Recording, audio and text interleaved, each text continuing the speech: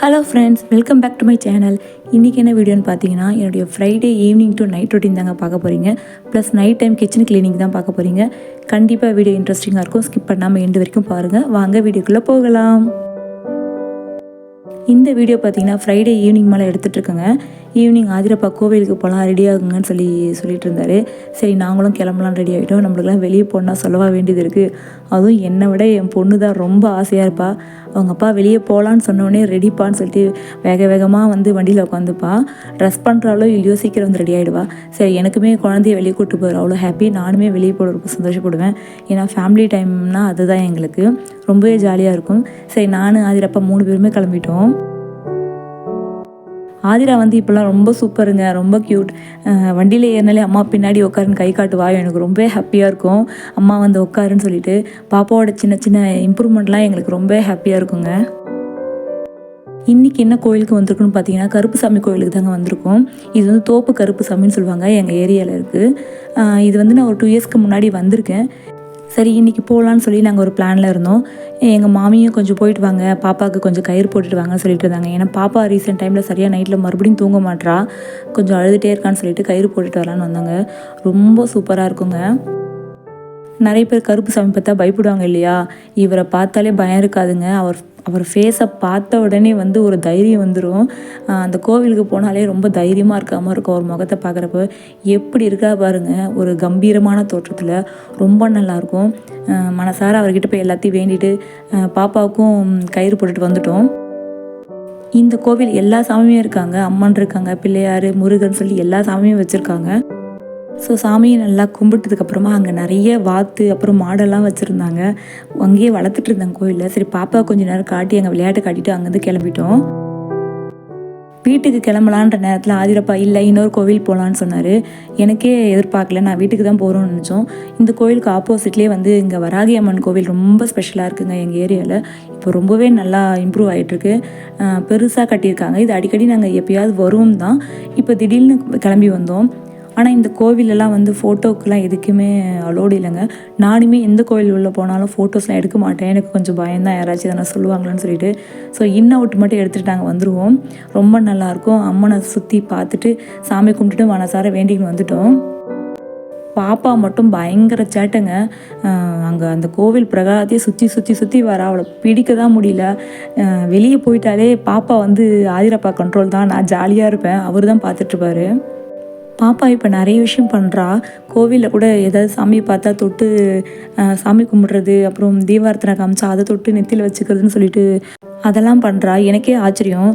ஒருவேளை நாங்கள் பண்ணுறதால அவள் அதை பார்த்துட்டு பண்ணுறாளான்னு என்னன்னு தெரியல. ரொம்பவே சந்தோஷமாக இருக்குது. பேரண்ட்ஸ் எப்படியோ பிள்ளைங்க அப்படிதான்றது கரெக்டு தான். ஒருவேளை நாங்கள் அப்படி இருக்கிறதால எங்களை பார்த்து அவள் பண்ணுறாளான்னு தெரியல. எனக்கு ரொம்பவே ஹாப்பி. நான் சாமி கும்பிட்றத பார்த்துட்டு பாப்பா அப்படியே திரும்ப பண்ணுவாள். இந்த மாதிரிலாம் குழந்தை பண்ணும்போது ரொம்பவே சந்தோஷமாக இருக்குது. அது ஒரு பக்கம் இருந்தாலும் சேட்டையும் ஜாஸ்தி தான். ஸோ ஒரு வகையாக அவளை எப்படியோ கூப்பிட்டு வீட்டுக்கும் வந்துட்டோம். ஆதிரா வெளியே போனால் வீட்டுக்கு வரவே மாட்டுறாங்க. வண்டியிலேருந்து இறங்குறதுக்கு ஒரே அழுக. அவங்க அப்பா சமாதானம் பண்ணி உள்ளே கூப்பிட்டு வந்தார். வந்தவொடனே அந்த கையில் கட்டின கயிறு அவுத்து கொடுக்குன்னு சொல்லி ஒரே அம்மக்குளம் சண்டை. சரி, அவங்க அப்பா அதை கழட்டுறன்ற பேரில் சும்மானா அப்படியே அவளை ஏமாற்றிட்டு விளையாட்டு காட்டிகிட்டே இருந்தார். அப்போவுமே அவள் அதை கழட்டுறதுலேயே குறியாக இருந்தா. எப்படியோ அவளை ஏமாற்றிட்டோம்.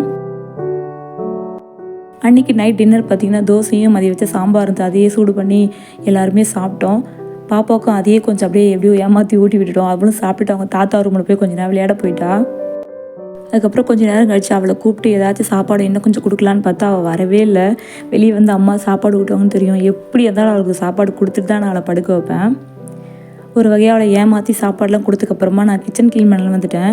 இப்போ என்ன மாதிரி மோசமான நிலைமையில் கிச்சன் இருக்குது பாருங்கள். இதுக்கு காரணமே ஆதிரப்பா தான்.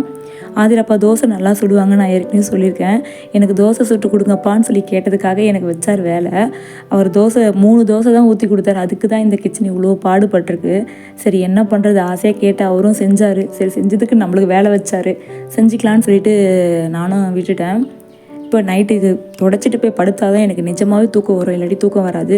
சரி, மிஞ்சி போனால் ஒரு 3 நிமிஷமாக சலிச்சிக்காமல் செய்யலான்னு சொல்லி நானும் செஞ்சுக்கிட்டேன்.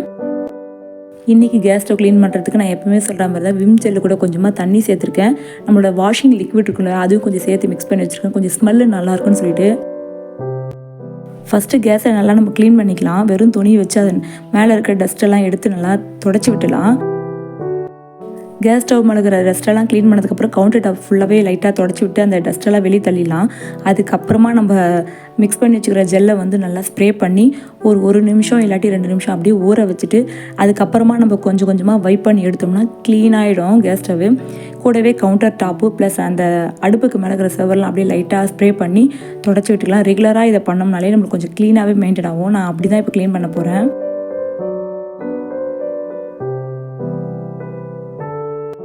ஓரளவுக்கு எல்லாமே நல்லா க்ளீன் பண்ணதுக்கு அப்புறமா இப்போதைக்கு கிச்சன் நைட் டைம் இப்படி தான் இருக்குது. இப்போலாம் நான் ரெகுலராக பழைய மாதிரி நைட்லேயே கிச்சன் க்ளீன் பண்ணிட்டு தாங்க படுக்கிறது. காலையில் ரொம்ப ஃப்ரெஷ்ஷாக இருக்கும். டே வந்து ஸ்டார்ட் பண்ணும்போது கொஞ்சம் கூட சலிச்சிக்காமல் ஒரு 3 நிமிஷமாக எல்லாத்தையும் முடிச்சுட்டு போய் படுக்கிறது. கேஸ் ஸ்டவ்லாம் க்ளீன் பண்ணதுக்கப்புறம் அந்த செல்ஃபும் அரேஞ்ச் பண்ணி போய் படுத்த அப்புறம் தான் எனக்கு நிம்மதியாக தூக்கம் வரும். காலையில் வந்து பார்க்குறப்போ அவ்வளோ ரிஃப்ரெஷிங்காக இருக்கும். டேவே சூப்பராக ஸ்டார்ட் ஆகும். இதாங்க என்னுடைய நைட் டைம் ரொட்டீனு. இந்த வீடியோ இதோடு முடிச்சுக்கிறேன். இந்த வீடியோ பிடிச்சிருந்தா மறக்காமல் நம்ம வீடியோ சப்ஸ்கிரைப் பண்ணிட்டு பாருங்கள். நிறைய பேர் பார்க்குறீங்க, சப்ஸ்கிரைப் பண்ணாமல் பார்க்குறீங்க. ஸோ புதுசாக பார்க்குறவங்க சப்ஸ்கிரைப் பண்ணிட்டு பாருங்கள். அப்போ தான் எனக்கு ஒரு மோட்டிவேஷனாக இருக்கும். அடுத்த ஒரு நல்ல வீடியோவில் சந்திக்கலாம். அது வரைக்கும் பாய்.